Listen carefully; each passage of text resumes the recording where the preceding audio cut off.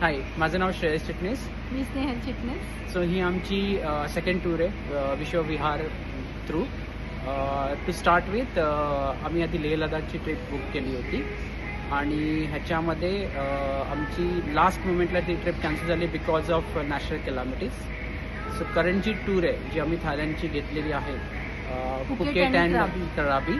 So ती tour संजयनी एकदम लास्ट मोमेंटला आमच्यासाठी प्लॅन केली होती बिकॉज आमच्याकडे दुसरं काही ऑप्शन नव्हतं की थोडा टाईम स्पेंड घ्या आणि मग ब्लॉक करा. पण ओव्हरऑल बघायला तर संजय आणि त्याच्या टीमनी खूप एफिशियंटली ही ट्रिप शॉर्टमध्ये प्लॅन केली.